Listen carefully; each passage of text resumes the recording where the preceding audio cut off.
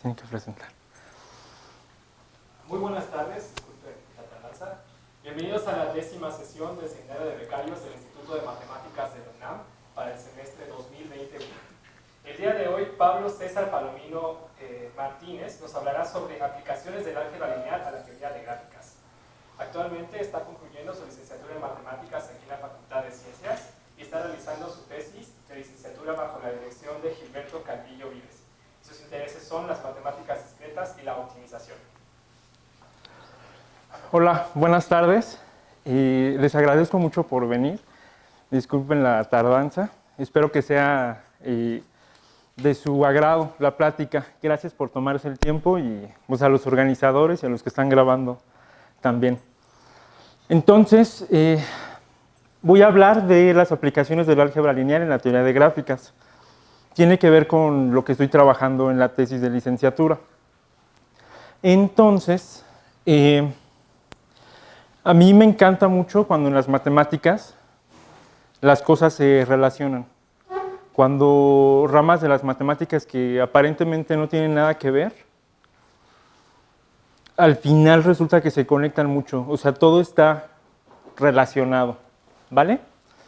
Entonces, y también algo que me gusta mucho es que cuando se va a estudiar cierta materia, pues tener como el contexto histórico. ¿Cómo rayos surgieron las ideas? Generalmente en matemáticas, como nos presentan las clases, el desarrollo histórico no es así, ¿va? Es como una evolución de ideas que se van desarrollando a lo largo de los siglos, ¿vale? Entonces, en este caso voy a hablar brevísimamente de la historia de la teoría de gráficas, pero antes quiero ver nada más que es una gráfica rápido por si alguien no sabe y estar como familiarizado con el término. Entonces, pues una gráfica es un objeto que consta de dos conjuntos finitos. Un conjunto le voy a llamar vértices y otro conjunto le voy a llamar aristas. Y una regla que me indique qué arista le va a corresponder a qué vértices, ¿vale? Generalmente esta regla se le llama relación de incidencia y en este caso le vamos a llamar función de incidencia, ¿vale? Entonces, un ejemplo, esa es una representación de una gráfica. Aquí está el conjunto de vértices, son 5 vértices. ¿Sí se alcanza a ver? ¿Bien? Perfecto. Y estoy dando un conjunto de aristas y las estoy representando así, ¿vale? Entonces, la función de incidencia o la relación de incidencia es una función que va del conjunto de aristas a este conjunto. ¿Alguien sí se acuerdan más o menos qué es este conjunto? Tomo este conjunto y si le pongo un 1 quiere decir que voy a tomar todos los subconjuntos de tamaño 1. Y acá voy a tomar todos los subconjuntos de tamaño 2. ¿Vale? Entonces este es para los lazos y este es para indicar las aristas. ¿Sí? Vale. Entonces, bueno, aquí estoy dando la función de incidencia. Estoy enlistando cada arista y le estoy diciendo a qué subconjuntos de vértices van a ir. ¿Vale? Ok. Por ejemplo, acá este es el del lazo. A G le estoy diciendo que vaya al subconjunto de tamaño 1, que está formado por U2. Y así con cada uno, ¿vale? Ok. Entonces, bueno, ahí hay otro ejemplo de una gráfica. Generalmente en ciertos cursos se les llama multigráficas, a las que admiten lazos, a las que admiten aristas paralelas, etc. Y se les llama gráfica simple cuando no tiene este tipo de cosas.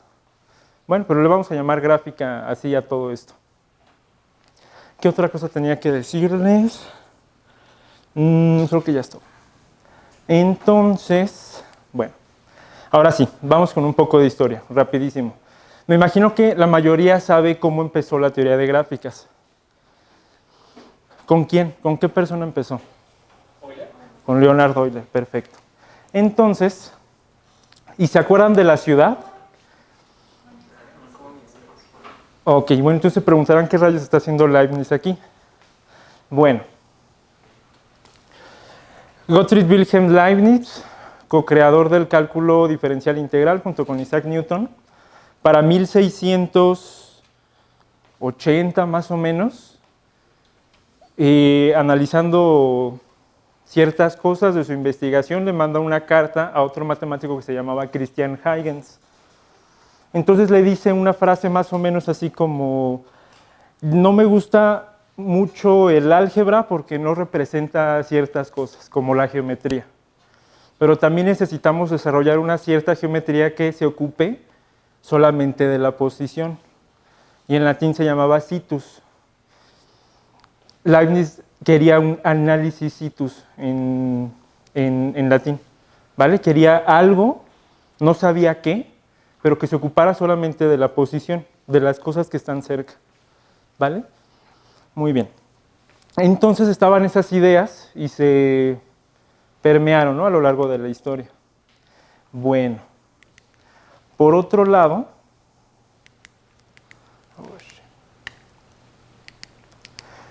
¿qué está pasando? Ah, sí, aquí está. Bueno, por otro lado, hay una ciudad, ay, Dios mío, está medio lento. Bueno, ajá. ¿Por qué? Okay. Bueno, por otro lado, había una ciudad que se llamaba Königsberg. Entonces, esta ciudad estaba en un reino que se llamaba Prusia. Entonces, esta es la región de Alemania o de Germania en ese tiempo, ¿vale? Y la región de Alemania estaba dividida en varios imperios. Uno de ellos era el imperio de Prusia. Y había una ciudad que era la capital del imperio que se llamaba Königsberg. Estaba más o menos por esta región, ¿vale? Bueno, entonces habían unos puentes que se le conoce en la historia como los puentes de Königsberg. Y aquí hay una representación. Este mapa es del año 1500, 1600, 1650 más o menos, ¿vale? Entonces esta era la ciudad. Aquí está unos ríos, el río Pregel, que se llamaba en esa época. Y aquí se alcanzan a visualizar los puentes, ¿vale? Entonces la gente se preguntaba, pues, si puedo pasar por todos los puentes sin hacerlo dos veces. Bueno, entonces llegó esta persona, Leonhard Euler, y él trabajó a lo largo de su vida en dos países, ¿no?, en Alemania y en Rusia. Entonces, en esta época estaba más o menos en Alemania y escuchó del problema de los puentes de Königsberg. Entonces lo resolvió en 1736, ¿vale? Pues modeló así el problema con esta gráfica. Y aquí les pongo una copia del artículo que publicó Leonhard Euler en 1736, donde hablaba del problema, ¿vale? Entonces acá, por ejemplo, aquí el título es Solución de un problema que tiene que ver con la geometría de posición. Entonces aquí en el prólogo habla de que Leibniz estaba interesado en desarrollar una nueva geometría que tenía que ver con la posición, y Leonhard Euler dice, tal vez este análisis que estoy haciendo tenga que ver con la idea que tuvo Leibniz hace años, ¿vale? Bueno, aquí hay otra foto de ese mismo artículo, y esos son los dibujos que hizo Euler para resolver el problema, ¿sí?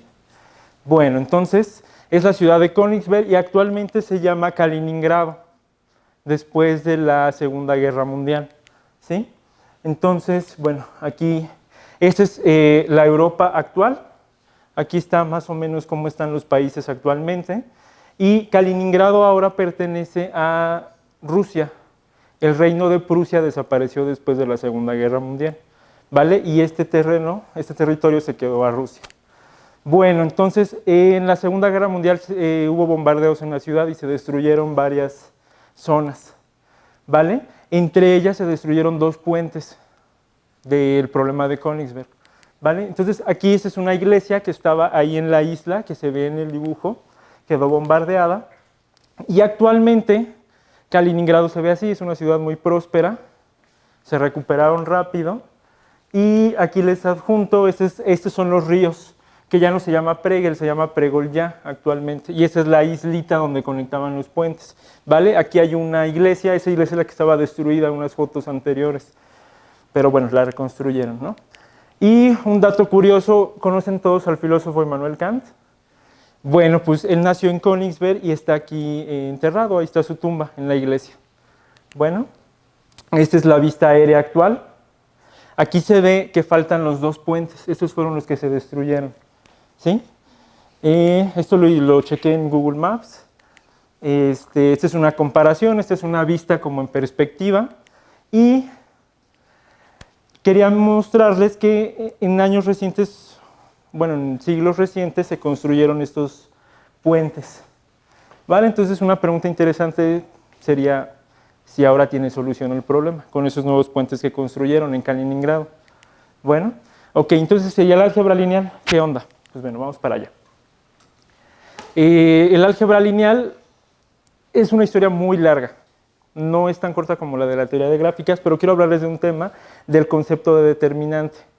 ¿Vale? Antes no existían las matrices. Las matrices se inventaron en el siglo XIX. Sin embargo, para estos años ya existía el concepto de determinante, ya como que se empezaban a vislumbrar las ideas. Y había un matemático japonés, Seki Kowa, que él publicó un libro y donde hablaba de los determinantes. Bueno, resulta que Leibniz más o menos para el mismo año también habló de los determinantes por primera vez. Antes eran sistemas de ecuaciones y se analizaban los sistemas de ecuaciones y de alguna forma llegaron a los determinantes. ¿Vale? En 1683, curiosamente, es el mismo año en el que los dos hablaron. Ninguno de los dos tenía idea del otro por las distancias, pero bueno, es curioso cómo a pesar de que la posición geográfica es muy grande, llegaron a tener las mismas ideas.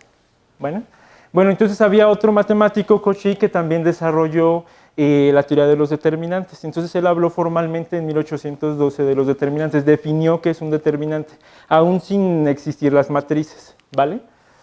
Pero ya hablaba de determinantes y deslumbró la idea de matriz. A las matrices les llamó tablas en su trabajo, pero nada formal como lo hacemos actualmente, ¿vale? Había otra persona, Joseph James Sylvester, seguro lo han leído en sus clases de álgebra lineal. Él también estaba interesado en estas cosas y él fue el que nombró por primera vez matrices a estos objetos. Bueno, entonces había otro que era amigo de Sylvester, Cayley, que él fue el que desarrolló definitivamente el álgebra de matrices. Él definió qué es una matriz, dio las operaciones, las propiedades, trabajó con los determinantes, etc. ¿Vale? Entonces estamos hablando que para 1858 ya se está configurando el álgebra lineal más o menos como lo conocemos actualmente. Bueno, entonces hablando de Sylvester y de Cayley, hay algo relacionado con ellos, ¿vale? Y tiene que ver con los árboles, ¿sí? Todos sabemos qué es un árbol. Un árbol es una gráfica que es conexa y no tiene ciclos, ¿vale? Un ejemplo está aquí, ¿sí? No tiene ciclos y tiene pues, la forma de árbol, por eso es que se le llamó así, ¿ok? Bueno, entonces hay una generalización. Bueno, aquí hay una propiedad interesante. Si tengo un árbol y tiene n vértices, siempre va a tener n menos 1 aristas, ¿va? Y eso se prueba por inducción.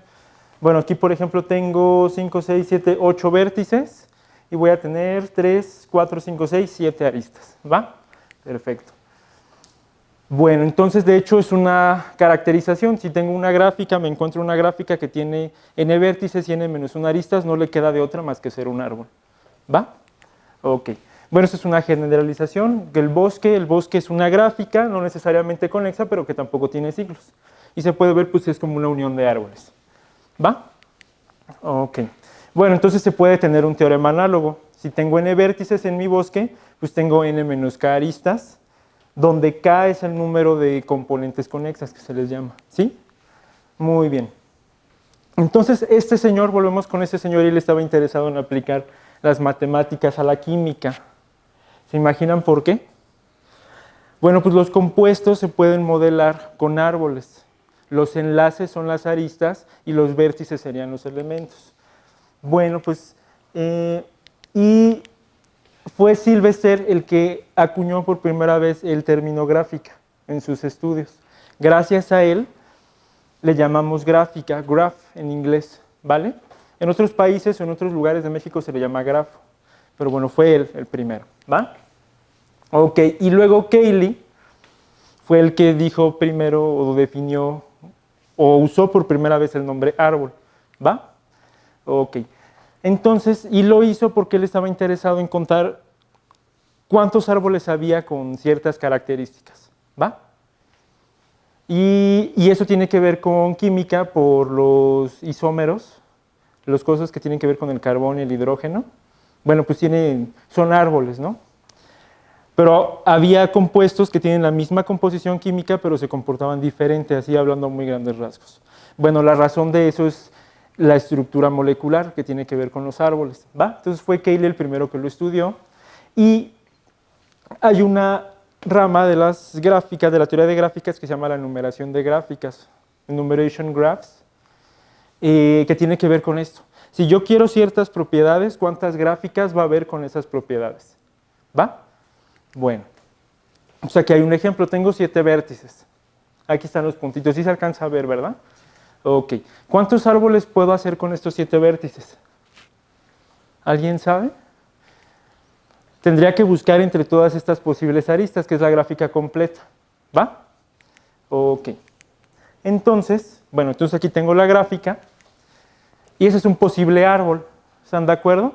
Toco todos los 7 vértices, y es una de las posibilidades que tengo. Aquí hay otro árbol, este es otro, pero ¿como cuántos va a haber?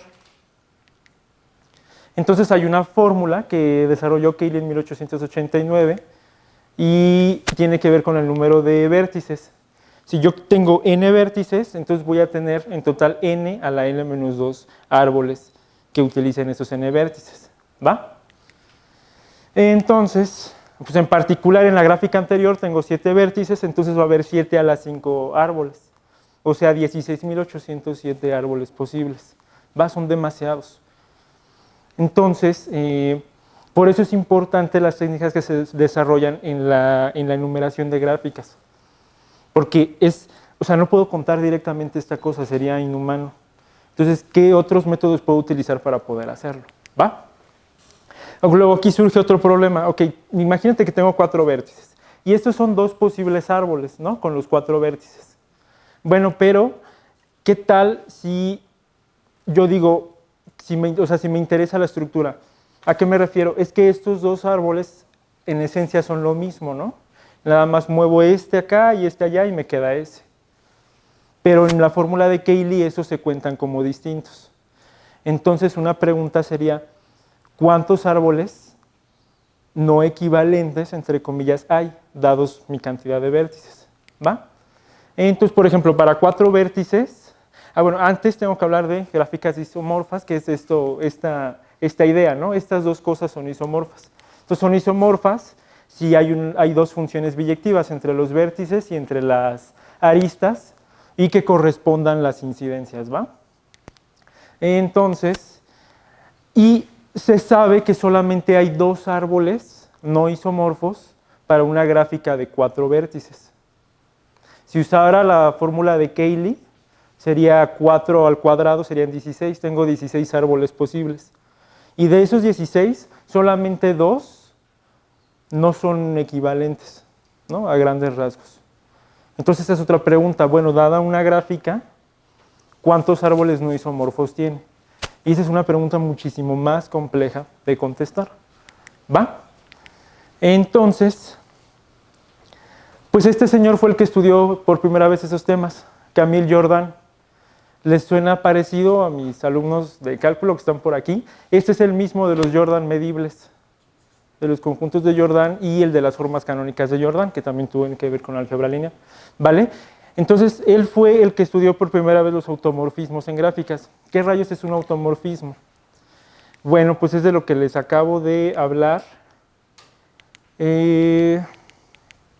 Aquí está, ¿no?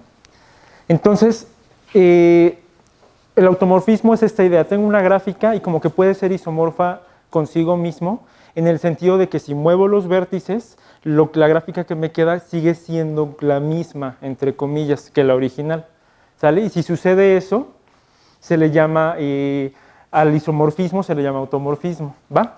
Entonces aquí hay un ejemplo. Imagínense que tengo esta gráfica y lo que hago es aquí intercambio los vértices, los permuto, dejo estos fijos y muevo los que están en esta diagonal. ¿Sí se ve? pues resulta que esa permutación sí preserva las adyacencias. Como preserva las adyacencias, le llamo automorfismo. ¿Vale? Bueno, ¿y qué tal con ¿Qué tal con esta permutación? Ahora lo que hago es intercambiar a A con B. ¿Vale? ¿Preserva las adyacencias? No, ¿verdad? Porque aquí en la gráfica original el grado de A es 3, o sea, hay 3 aristas que le salen. Y en esta permutación aquí solo le salen 2. No hay manera de que sean isomorfas, ¿vale? Con esta permutación de por medio. ¿Sí? Bueno, entonces no. Entonces, pues ¿cuántos isomorfismos tiene una gráfica arbitraria? Pues esta pregunta se contesta con teoría de grupos. Entonces, esta es como la primera relación que les doy del álgebra en general con la teoría de gráficas. Entonces aquí hay algo que se llama teoría algebraica de gráficas.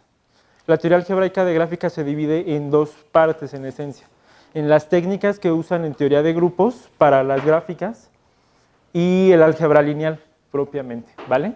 Entonces, pues bueno, de esto ya no les voy a hablar. Lo único que les voy a hablar es que este señor, Georges Polya, si lo han escuchado, escribió varios libros famosos. Él se metió a este problema de la enumeración de gráficas e hizo importantísimas contribuciones, muchísimos desarrollos en el tema, ¿va? Pero bueno, no les voy a hablar de eso hoy. Entonces ahora sí, vamos al álgebra lineal y las gráficas. Ok, entonces, este tema es amplísimo, grandísimo. Entonces, en particular les voy a hablar de los espacios vectoriales asociados a gráficas. ¿Alguien ha escuchado de esa noción de los espacios vectoriales? ¿Qué onda con eso? Bueno, entonces ahora sí, vamos a entrar ya en materia. Entonces, básicamente es fijarme en las posibles subgráficas generadoras de una gráfica.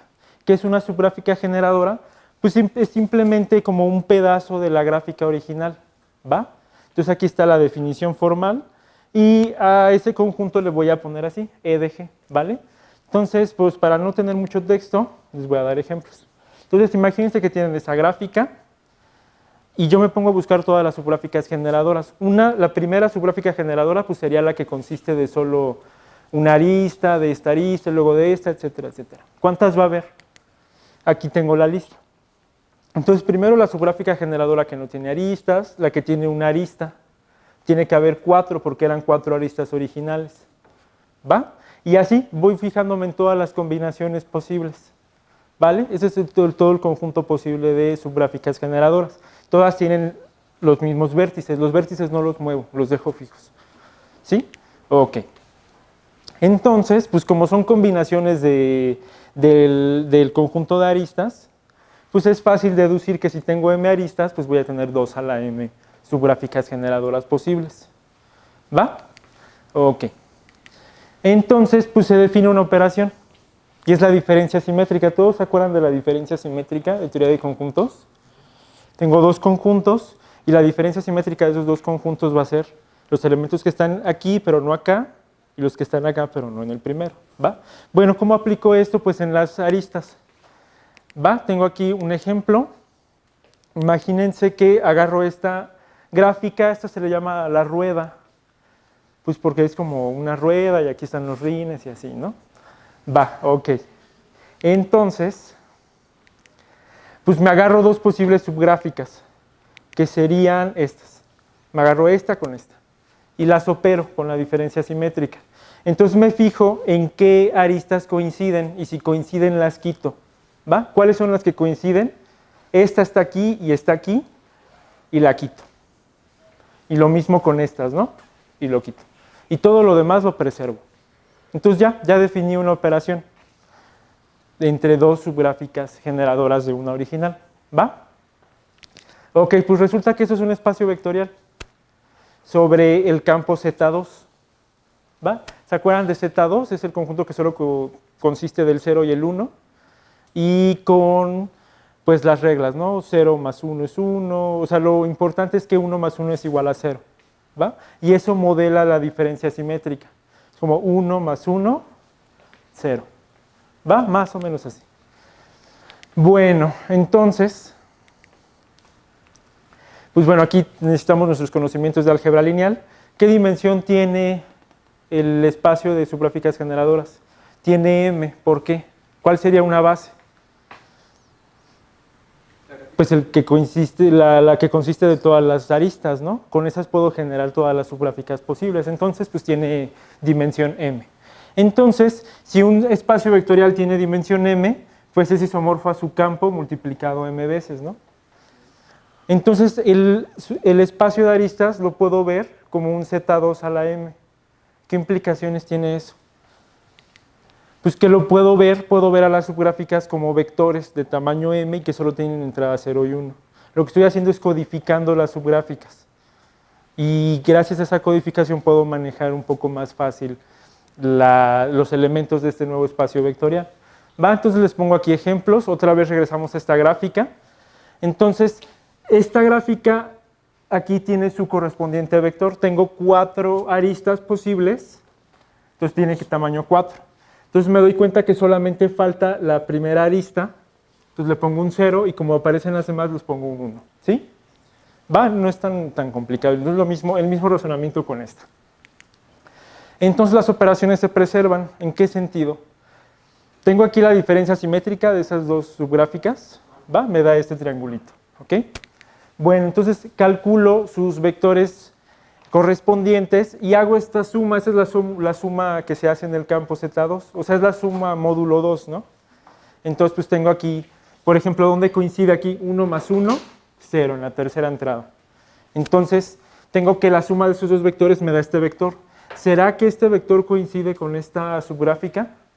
Pues sí, ¿no? Porque aquí nada más le falta la tercera arista. Entonces, como que todo se comporta bien. ¿Vale? ¿Sí? Muy bien. Ahora, pues, todo espacio vectorial tiene subespacios vectoriales y esta no es la excepción. Este tiene 2 subespacios vectoriales importantes que los vamos a ver. El primer subespacio vectorial es el que se le llama el espacio de conjuntos de corte. ¿Han escuchado ese concepto antes, el de conjuntos de corte? Bueno, vamos a ver. ¿Qué es un conjunto de corte? Imagínense que tengo esta gráfica, ¿vale? Y entonces, ay Dios, ya se spoilearon. Ok, tengo esta gráfica y me agarro un subconjunto de vértices, el que ustedes quieran. Yo me agarré este, consiste de estos 3 vértices, ¿va? Le llamo X y aquí está el complemento, ¿no? Este es como que los vértices que quedaron fuera. Entonces, me fijo en todas las posibles aristas que hay de un conjunto al otro, ¿va? Que serían estas. ¿Están de acuerdo? Este con este, este con este, este con este y así. Entonces, este conjunto de aristas, junto con sus vértices, es lo que yo le llamo conjunto de corte. ¿Va? Y lo denoto así. ¿Sí? ¿Por qué se le llama conjunto de corte? Pues se puede ver que si yo quito aquí las aristas, pues va a desconectar inmediatamente la gráfica, ¿no? Ok. Bueno, resulta... ok, entonces por ejemplo aquí tengo esta gráfica y aquí enlisto todos los posibles subconjuntos de corte de la gráfica. Habrá una forma de saber, dada una gráfica cualquiera, cuántos conjuntos de corte voy a tener. Entonces en este caso fueron 16, ¿no? Entonces, ¿qué onda con eso? Aquí puse al conjunto, aquí por ejemplo no me estoy tomando ningún vértice, aquí me estoy tomando solo este y me fijo en el complemento y estas son todas las aristas y así con todas, ¿va? Ok. Entonces, resulta que este conjunto de subconjuntos de corte, más bien este espacio, este subespacio de conjuntos de corte, pues precisamente es un subespacio vectorial y tiene una base. ¿Cuál es esa base y cuál es la dimensión? Entonces aquí les presento una forma de construir esa base y por lo tanto cómo saber la dimensión. Imagínense que empiezo con esa gráfica y me agarro un árbol contenido en la gráfica que toque a todos los vértices. Ese árbol se le llama árbol generador, ¿va? Entonces este es un árbol cualquiera. Luego selecciono una arista del árbol, se le llama rama. La que yo quiera, entonces yo seleccioné esa, ¿va? Entonces, pues me fijo en un vértice, o sea, es que en el árbol, ¿cómo le hago para que esta rama que yo escogí sea un conjunto de corte del árbol? Ah, pues solamente me tengo que tomar este vértice y el complemento, y la única arista que va a ir de este vértice al complemento pues es esta, ¿no? Entonces, bueno, entonces este sería como el que me va a dar el conjunto de corte. Y luego lo que tengo que hacer es fijarme, ya que tengo esta arista, me fijo en todas las aristas que salían del vértice en la gráfica original. Y las meto a mi conjunto y me da este. ¿Vale? Y esto es un conjunto de corte en la gráfica original. ¿Vale? Bueno, pues este se le llaman los conjuntos de corte fundamentales. Todos los que así se construyeron. ¿Sí? ¿Cuántos puedo construir así con ese procedimiento? ¿En qué consistió la construcción? Pues en qué arista me tomaba, ¿no? Me tomé esta, pero puedo hacer lo mismo si me tomo esta y así. ¿Cuántas aristas hay en un árbol generador? Aquí otro ejemplo, tengo esa misma gráfica, la de la rueda, me tomo un árbol generador cualquiera y ese es todo el posible conjunto de conjuntos de corte fundamentales, ¿vale? Es lo mismo, me tomo aquí esta arista y me fijo en el complemento. Entonces este es mi conjunto de corte fundamental, me fijo en esta otra arista y me fijo en el complemento y ese es el otro conjunto de corte fundamental. Entonces tenemos que esta gráfica consta de 4 conjuntos de corte fundamentales. ¿Va? Entonces, pues hay un conjunto de corte por cada rama del árbol. O sea, repito la construcción para cada arista del árbol. Entonces hay n-1 cortes fundamentales. Por lo que les dije hace rato, ¿no? Tengo un árbol de n vértices y tengo que tener n-1 aristas. Pues voy a tener n-1 conjuntos de corte fundamentales. Bueno, pues resulta que ese conjunto de conjuntos de cortes fundamentales es una base para el espacio de conjuntos de corte total, ¿vale? Y como tengo n-1, pues entonces la dimensión del subespacio de conjuntos de corte es n-1. ¿Va? Ok. Aquí pues estoy omitiendo las demostraciones, todo eso se tiene que demostrar formalmente y se puede, ¿va? Pero entonces nada más les estoy explicando las ideas. Luego el otro espacio es el espacio de ciclos. Pues bueno, su nombre lo dice, ¿no? Es el que consta de todos los posibles ciclos de una gráfica. Pero bueno, tomamos las subgráficas pares. ¿Por qué las pares? Porque aquí va a codificar la unión de ciclos, ciclos ajenos, etc. ¿Va? Entonces las subgráficas pares son todas las que tienen grado par, en particular los ciclos todas tienen grado par. ¿Va? Luego, pues me tomo otra vez esta gráfica y aquí está todo el espacio de ciclos posible. ¿Va? Entonces, si se dan cuenta, pues consta de ciclos pequeños y de uniones de ciclos, por ejemplo. ¿Va? En fin, y bueno, es otra vez la misma pregunta.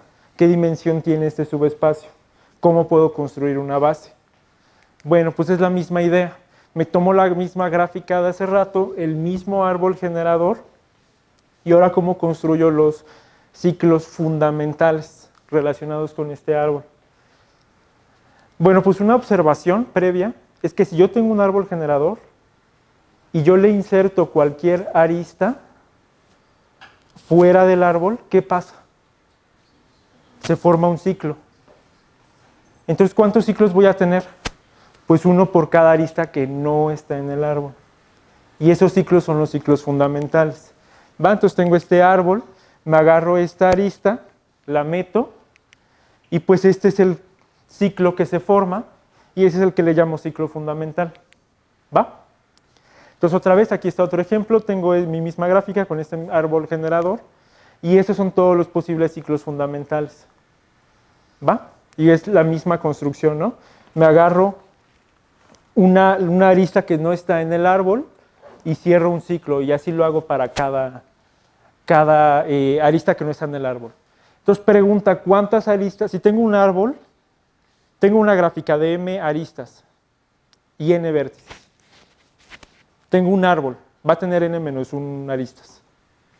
¿Cuántas aristas hay afuera? Pues a la cantidad de aristas le quito la cantidad de aristas del árbol, ¿no? Entonces, pues lo que les acabo de decir, hay un ciclo fundamental por cada arista que no está en el árbol y tiene que haber esta cantidad, es m menos n menos 1. ¿Va? ¿Qué implicaciones tiene eso? Pues se puede probar que este conjunto de ciclos fundamentales es una base para el espacio de ciclos. Y por lo tanto, su dimensión es precisamente m menos n más 1. Entonces, dada una gráfica, parece que estos dos números son muy importantes, el de n menos 1 y el complemento, ¿no? Entonces, otra cosa importante, porque tiene una consecuencia, ahorita la teoría que vamos a seguir viendo, si yo me tomo un ciclo cualquiera, o una gráfica par cualquiera, y un ciclo, y un conjunto de corte que se me ocurra, siempre van a coincidir en un número par de aristas. Puede que sean ajenos, en cuyo caso es 0 el número de aristas, que es par, o si no, tiene que ser 2, 4, 6, etc. ¿Va? Bueno, esto tiene que ver pues, por las gráficas bipartitas y los ciclos posibles que hay una gráfica bipartita, etcétera, etcétera. Bueno, pero la implicación de esta afirmación es que si yo veo las subgráficas como vectores binarios y hago el producto punto usual, el que multiplica entrada, entrada y luego suma, si lo hago módulo 2, ¿qué me tiene que dar?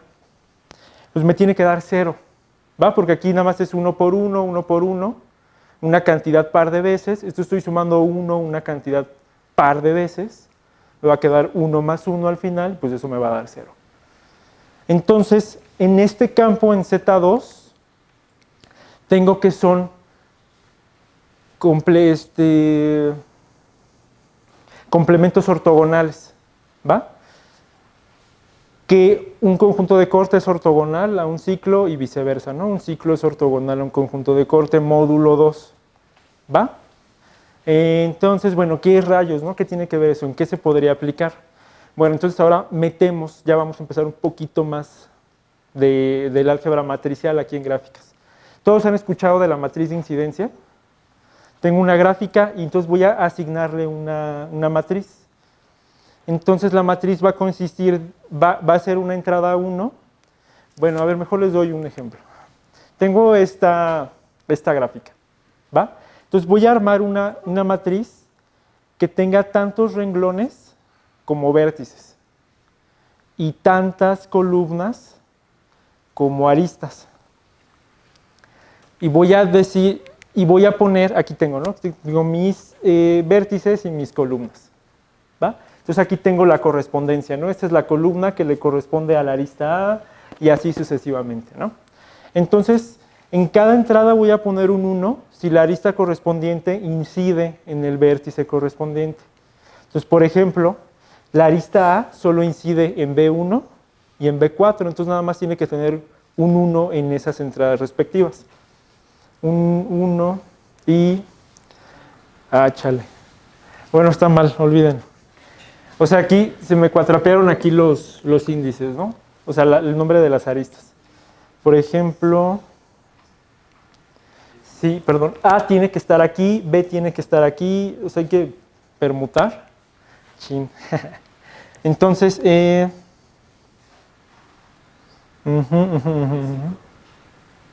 B5. Ajá, sí.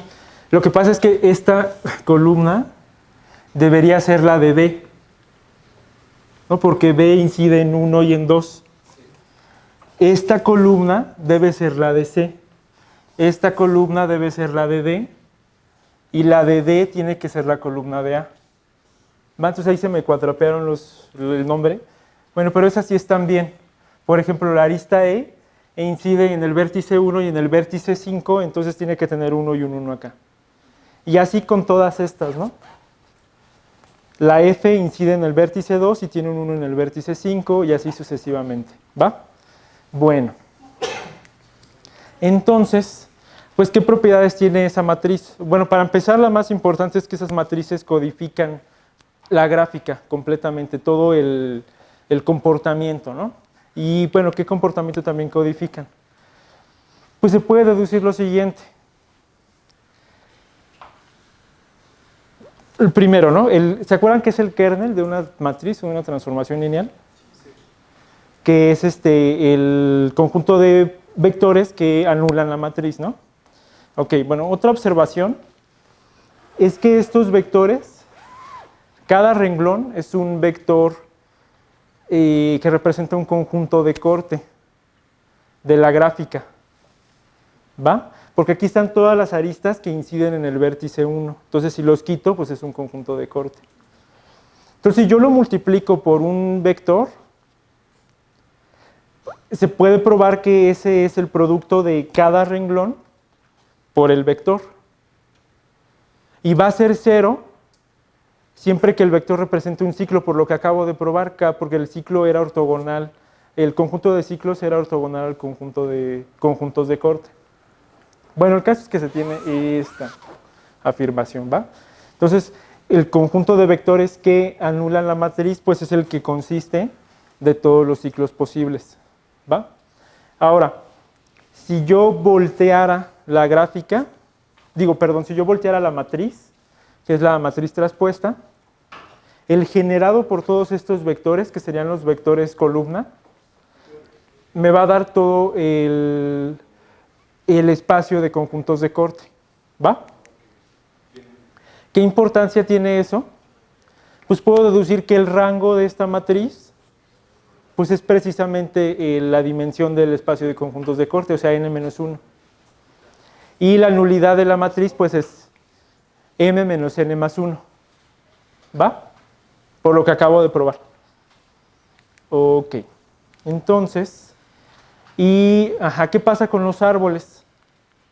Me tomo este árbol y calculo su matriz de incidencia, ¿va?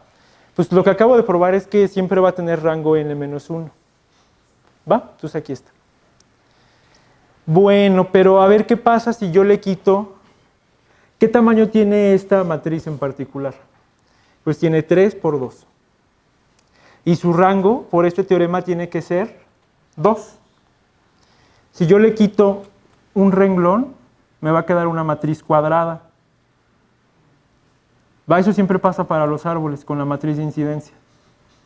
Y me va a quedar una matriz de n-1 por n-1, o sea, de 2 por 2. ¿Ok? Pues es una matriz cuadrada de 2 por 2, de n-1 por n-1. Pues como la matriz original tenía rango n-1, pues esta matriz también va a tener rango n-1. ¿Va? O sea, esta va a tener rango 2. Entonces, ¿qué sucede? Pues es una matriz no singular, o sea que el determinante es distinto de 0. Bueno, entonces, ¿cómo traduzco todo esto que acabo de decir? Que si yo me agarro la matriz de incidencia y voy formando las matrices no singulares, pues tienen que corresponder a árboles generadores de la gráfica. Y viceversa, si yo me tomo cualquier árbol generador de la gráfica original, le saco su matriz de incidencia, esa matriz tiene que estar contenida en la matriz original y es no singular. O sea, en pocas palabras, los árboles generadores están codificados en la matriz de incidencia de una gráfica cualquiera, ¿va? ¿Qué matrices son esas? Pues son las que son no singulares. Bueno, se puede hacer un resultado dual o análogo, que todas las matrices que sí son singulares, las submatrices singulares corresponden a ciclos dentro de la gráfica, ¿va? Y viceversa. Entonces aquí hay un ejemplo. Entonces tengo otra vez esta matriz, me tomo este árbol y me fijo en las columnas que corresponden a ese árbol. Y esa submatriz tiene que ser una matriz no singular, ¿va? Que su determinante sea distinto de 0. Bueno, pues lo mismo se vale para gráficas dirigidas. ¿A qué me refiero? O sea que las relaciones de incidencia se van a conservar con la matriz de incidencia de la digráfica, ¿va? Entonces, bueno, recordando que una gráfica dirigida es simplemente una gráfica que le direcciono las aristas, ¿no? Entonces aquí hay un ejemplo y aquí está la matriz de incidencia de la gráfica. En este caso, aquí va a estar sobre el campo de los reales, porque tengo que meterle aquí el -1 para indicar cuándo sale o cuándo entra la arista, ¿va? ¿Cómo se construye esta matriz? Lo mismo, ¿no? Pongo cada renglón que corresponda a un vértice y cada columna que corresponda a una arista. Entonces, por ejemplo, esta flecha A corresponde a esta columna y A sale de U1. Entonces pongo un 1. A no tiene nada que ver con U2, le pongo 0. Y A entra en U3, aquí debería haber menos 1, se me fue. Bueno, pero en fin. El caso es que así se construyen estas matrices. ¿Y qué onda? ¿Qué puedo concluir o qué aplicación tiene esto que acabo de contarles? Bueno, hay un teorema, no sé si lo han visto en sus cursos de álgebra lineal, que se llama el de Cauchy-Binet. Entonces, el teorema dice más o menos esto. Tengo el conjunto que consta de los primeros m enteros y me voy a tomar aquí subconjuntos de este conjunto de tamaño n. ¿Va? Ok. Luego me voy a tomar estas dos matrices de n por m y otra de m por m, son rectangulares. Cuando los multiplico me va a dar una matriz cuadrada de n por n. ¿Vale? Entonces, el teorema de Cauchy-Binet dice que el determinante de esta matriz cuadrada es la suma del producto de estos determinantes. Y estas son las submatrices. Por ejemplo, AS es la submatriz de A, que consta de sus n renglones y de sus n columnas, donde ese es el conjunto de índices que me va a decir que me va a formar o generar esta submatriz. No sé si me explico. Por ejemplo, no, mejor vamos a hacerlo así. Bueno, okay. Entonces, ¿qué aplicación tiene? Pues tiene esta aplicación. Esta es una aplicación muy bonita. Tengo una gráfica y le doy una orientación. Entonces, en esa orientación le saco su matriz de incidencia. ¿Vale? A esta matriz de incidencia le quito un renglón. ¿Vale? Entonces me va a quedar una matriz de n-1 por m. ¿Va? Me fijo en su traspuesta y va a ser una matriz de m por n-1.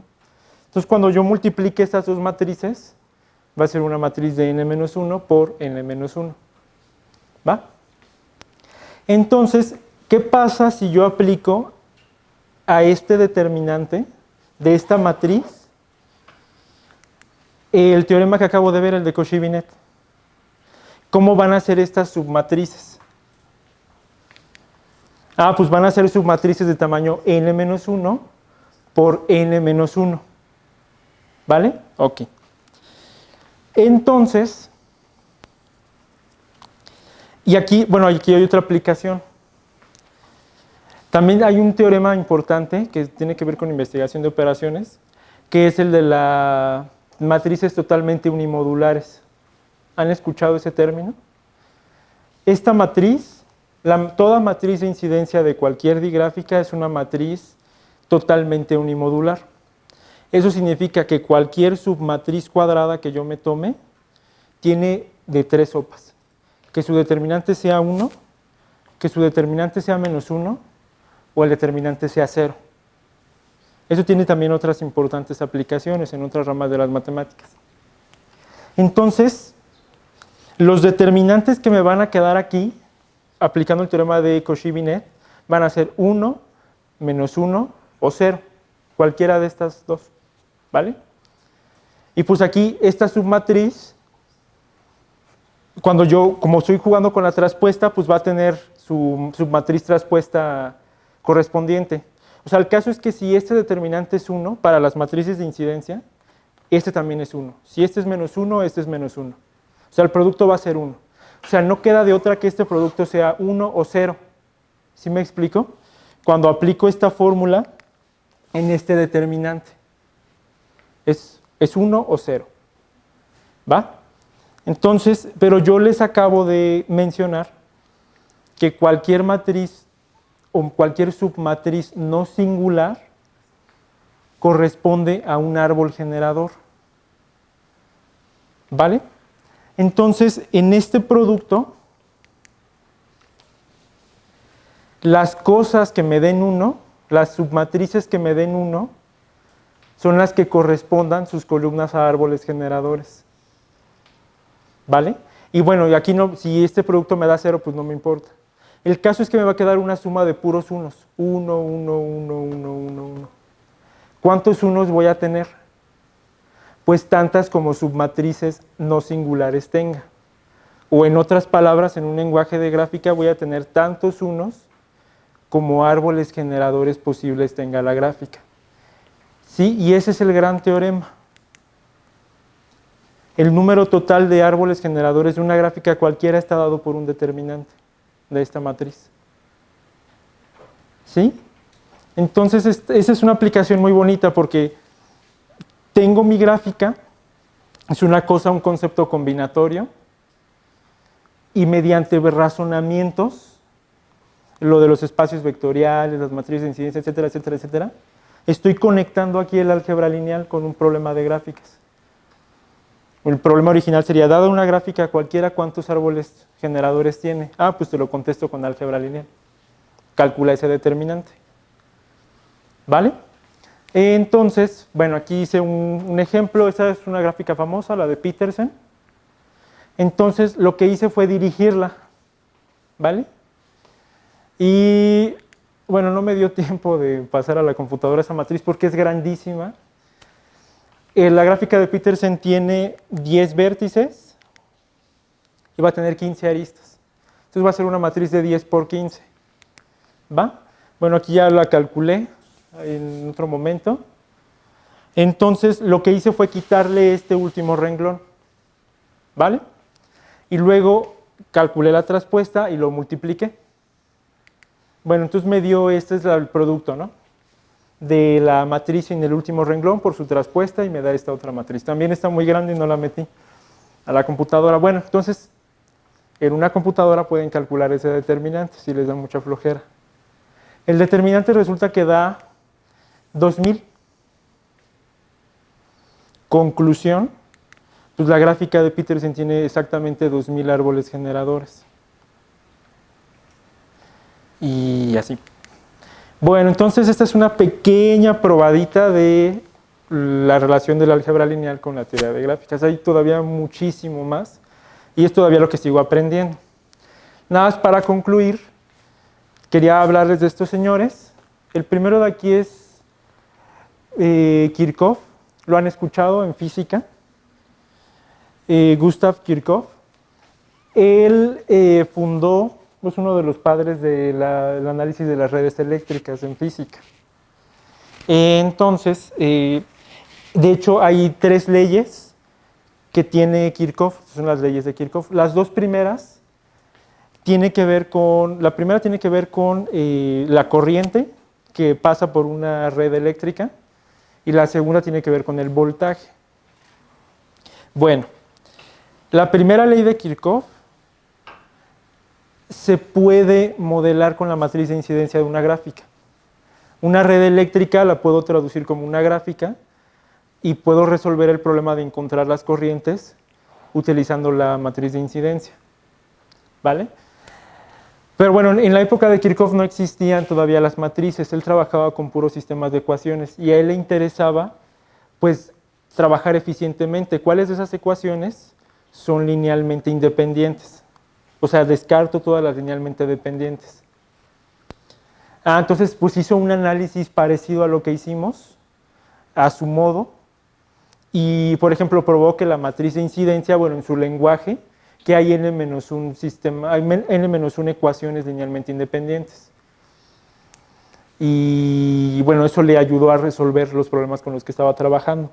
Y él dio, a grandes rasgos, el método que les acabo de dar, del árbol generador, y formar los ciclos fundamentales.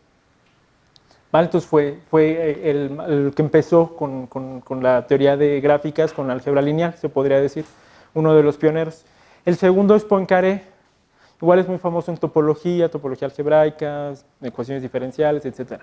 Bueno, pues resulta que él estaba en topología algebraica estudiando algo que se llaman complejos, los complejos simpliciales y esas cosas, que en el fondo son gráficas también.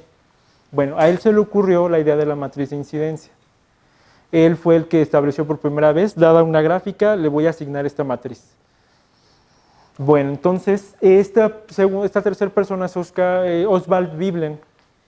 Él fue el primero que se le ocurrió ver a las subgráficas como vectores binarios y hablar del rango, de la nulidad, etcétera, etcétera.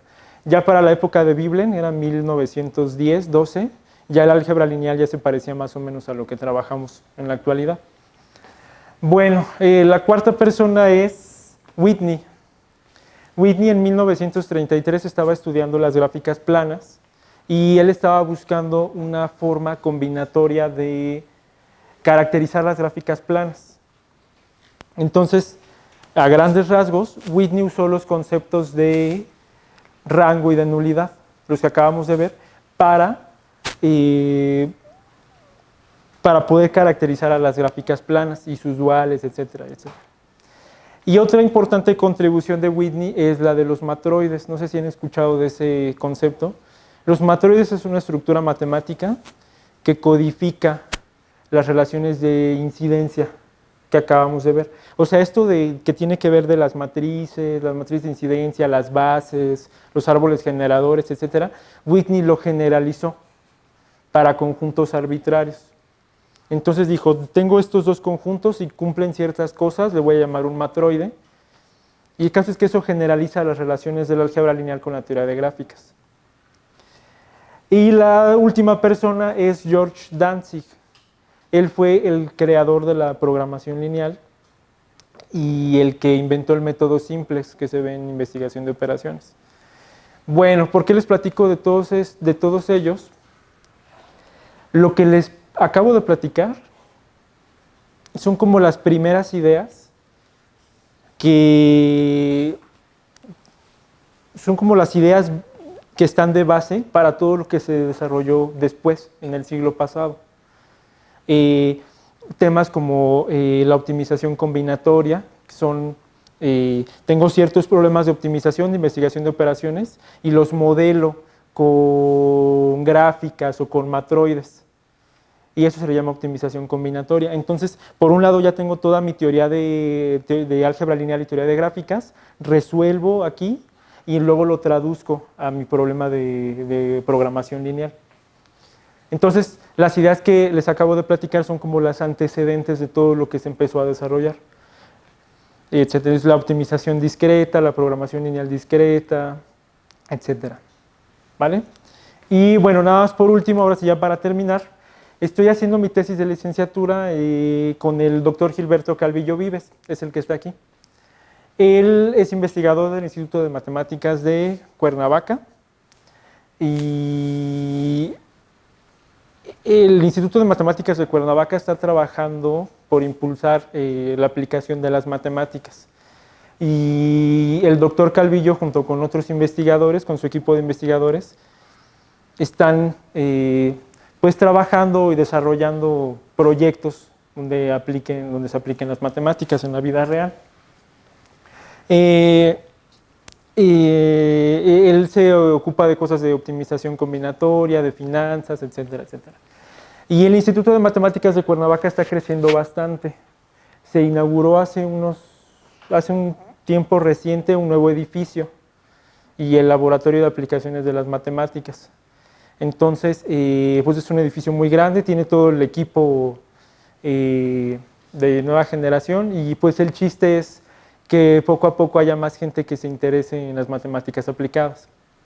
Bueno, aquí está el director del Instituto de Matemáticas, él es José Seade y él es el doctor Obin Arroyo, es el encargado de la unidad Cuernavaca. Él es Yawad, él estaba encargado de la unidad. Y bueno, y él es el doctor Salvador, un investigador del instituto. Entonces, pues bueno, para los alumnos de licenciatura que no estén todavía trabajando en tesis, les comento esto por si están interesados en matemáticas aplicadas o en estos temas de las matemáticas discretas y la optimización. Allá en Cuernavaca se está creando un equipo de muy buenos investigadores donde podrían trabajar muy bien ustedes. Y bueno, eso es todo. Muchísimas gracias por su atención.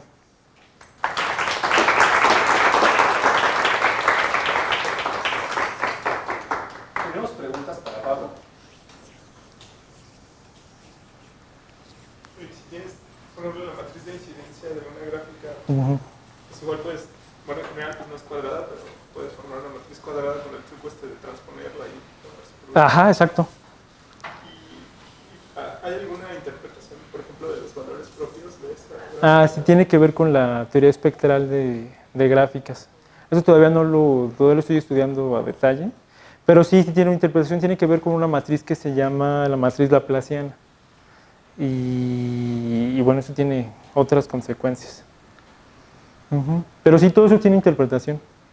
Es lo interesante. Y una pregunta así como más ambiciosa. Pues me imagino que tienen variantes de gráficas, ¿no? O sea, como para distinguir gráficas. Sí.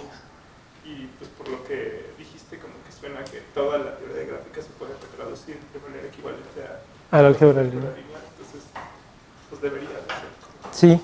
posible que cualquier invariante de gráficas lo pudieras escribir como un invariante de la matriz. Exacto. ¿Pero eso es cierto? Sí, es cierto. Eso de las determinantes, lo de los valores propios que tiene que ver con la matriz laplaciana, todo eso es lo que, las ideas que acabas de ver, la traducción del álgebra, de la teoría de gráficas a la álgebra lineal. ¿Más dudas? ¿Podrías repetir por qué las matrices no singulares, las submatrices no singulares están relacionadas con los árboles generadores? A ver, déjame ver.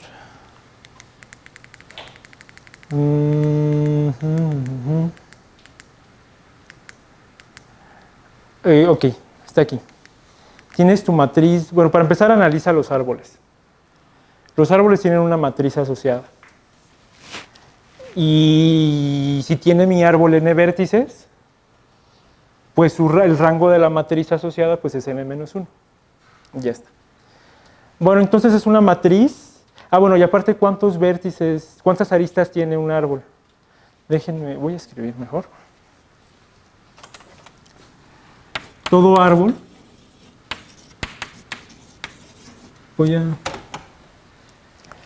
Todo árbol T de n vértices y n-1 arista le corresponde una matriz, vamos a ponerle así. ¿Esta matriz qué tamaño tiene?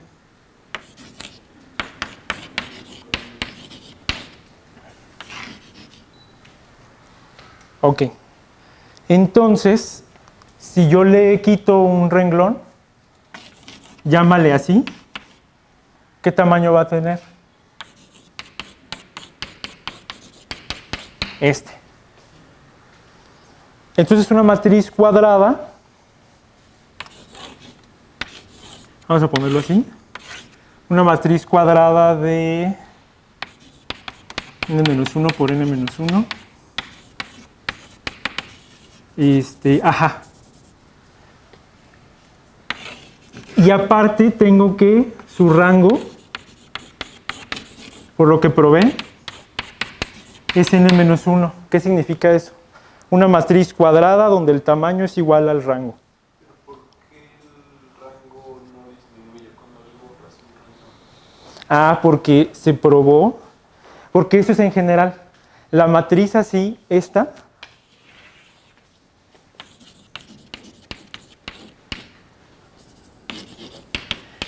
el rango de esta matriz, sin mocharle el renglón, siempre es n-1. Entonces, acuérdate que el rango está dictado por la cantidad de renglones linealmente independientes de tu matriz. ¿Cómo sabes que los que quedan son linealmente independientes? Eso siempre va a pasar, porque siempre, ¿cómo decirlo? O sea, déjame pensar cómo explicarlo. O sea, tienes una matriz, una gráfica cualquiera, y la matriz de incidencia tiene rango m de g igual a n-1. Ok. Luego, esto quiere decir que m de g tiene n-1 linealmente independiente, n-1 renglones linealmente independientes. Ok. Entonces, si tienes tu matriz, vamos a darle acá. Entonces aquí están estas cosas, ¿no? Ok, entonces le quitas el último renglón o el renglón que tú quieras. Voy a ponerlo con otro color. Le quité este. Entonces mi matriz realmente consta de esto. ¿Tienes que usar en algún lado que sea un árbol, no? No, esto nada más es del... Tenga 3 renglones, 2 de los cuales son idénticos. Uh-huh. Si borro el que no es idéntico, la que me queda sí es singular. No, es que esto no tiene nada que ver con gráficas. Esta propiedad de mocharle. Entiendo que haya por ahí algún renglón que puedo quitar. Ajá. Pero no quitando, no me has convencido de que quitando cualquiera. Ah, bueno. Fíjate, otro teorema del álgebra lineal es que el rango de las columnas, el generado de las columnas tiene el mismo rango que el generado de los renglones. ¿Va? Entonces... No, pero sí tienes razón, eso que estás diciendo no es cierto, porque geométricamente lo que estás haciendo es quitar un eje y si los dos vectores en el espacio tienen la misma proyección, o sea, tienen la misma componente sobre ese eje, ya valiste. Ajá, es que... O sea, es falso.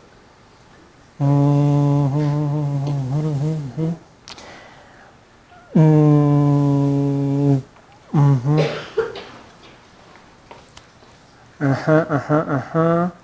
Sí, tienen razón. Lo que pasa es que esto sí es cierto para los árboles. O sea, esto, lo que estoy diciendo ahí no es cierto. Para una gráfica arbitraria cualquiera no. Tienes razón. Para los árboles sí se vale.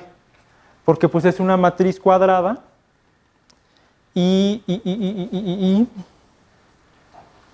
Ay, Dios mío, ya me agarraron en curva. Déjame pensarlo bien y te respondo ahorita que termine. ¿Va? ¿Podemos seguir la discusión? Sí.